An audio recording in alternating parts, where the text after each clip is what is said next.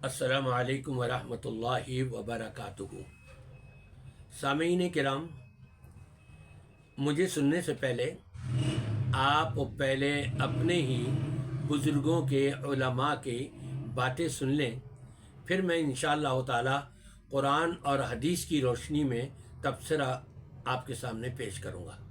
سجدہ قبور اور طواف قبور بالاتفاق حرام ہے، اس میں کوئی دوسری رائے نہیں ہے۔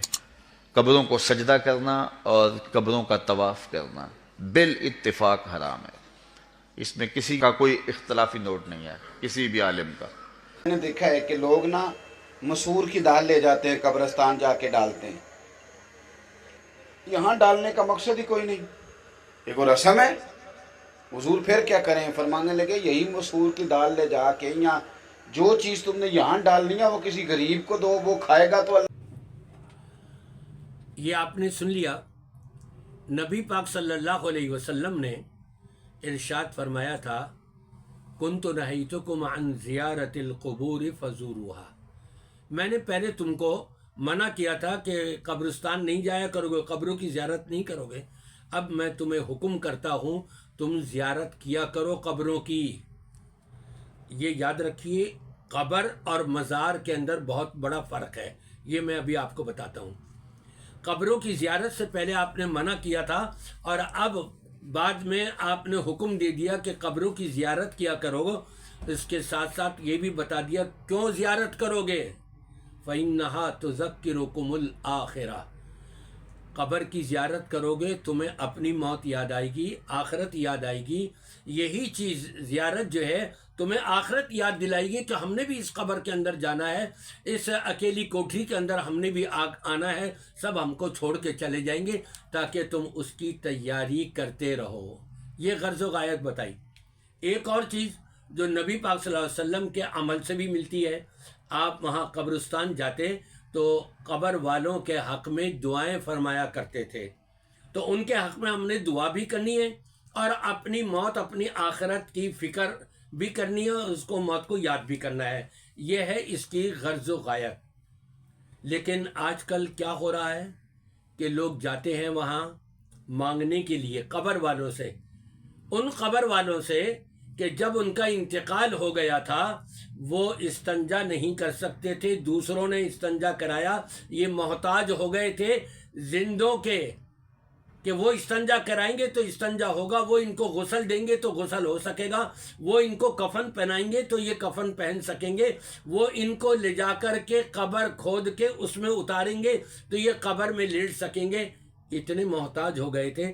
آج لوگ قبروں کے اوپر جا کر کے سجدے بھی کرتے ہیں، رکوع بھی کرتے ہیں، اور اس کو چومتے اور چاٹتے بھی ہیں، اور وہاں اپنی منتیں اور حاجتیں وہاں پیش بھی کرتے ہیں۔ یہ سارا کا سارا سنت کے، قرآن و سنت کے خلاف ہے۔ نبی پاک صلی اللہ علیہ وسلم تو یہاں تک دعا فرمایا کرتے تھے، اللہم لا تجعل قبری وثنا یعبد، یا اللہ میری قبر کو یہ بت کدا نہ بنا دیجیے کہ لوگ آ کر کے یہاں پوجا پاٹ کرنے لگے۔ پوجا پاٹ کیا ہے کہ نبی سے مانگے، نبی کی قبر پہ جا کر کے کہ جی ہماری یہ پریشانی دور کر دیں، ہمیں یہ دے دیں، ہمیں وہ دے دیں۔ یہی تو پوجا پاٹ ہے، یہ تو صرف اللہ سے مانگنی ہے، اللہ کی عبادت اور بندگی کرنی ہے۔ اذا سألت فاسأل اللہ، فرمایا جب تمہیں کسی چیز کی ضرورت پڑے تو اللہ سے مانگنا۔ مردوں سے جا کر کے مانگ رہے ہیں کہ جو خود مرنے کے بعد دوسروں کے محتاج ہو گئے تھے، اپنی قبر میں بھی نہیں جا سکتے تھے، جسم گل جاتا، سڑ جاتا، بدبو آ جاتی، لوگوں نے ان کو غسل دیا، استنجا کرایا، نہلایا، اور وہاں کفن پہنایا اور قبر میں جا کر کے لٹایا۔ جب دوسروں کے اتنے محتاج ہو گئے تھے، اپنی زندگی میں کوئی کسی کو اپنا استنجا کرنے دیتا ہے؟ نہیں۔ کتنی بڑی بے ادبی سمجھتا ہے، مرنے کے بعد دوسرے لوگ استنجا کرا رہے ہیں، ذرا خیال تو کریں آپ۔ جو وہاں جا کر کے چومتے اور چاٹتے ہیں اور چادریں چڑھاتے ہیں اور اپنی نظر و نیاز وہاں پر پیش کرتے ہیں، وہاں تو نبی پاک صلی اللہ علیہ وسلم جب حیات تھے اس دنیا میں، اس وقت آپ نے قرآن کی زبانی یہ بتا دیا تھا، قُل لَا أَمْلِكُ لِنَفْسِي نَفْعًا وَلَا ضَرًّا، اے پیارے نبی صلی اللہ علیہ وسلم، آپ لوگوں کو اپنی امت کو بتا دیجئے، میں تو اپنے نفس کے نفع نقصان کا بھی مالک نہیں ہوں۔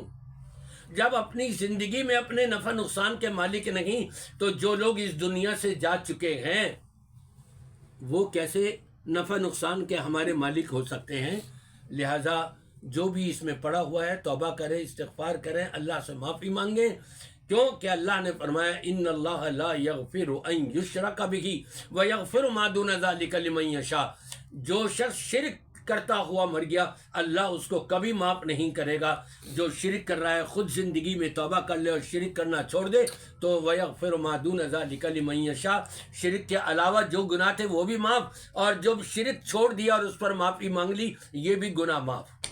دعا ہے اللہ تبارک و تعالیٰ سے کہ ہر کلمہ پڑھ لینے والے کو اللہ تعالیٰ شرک سے بچائے اور محفوظ رکھے۔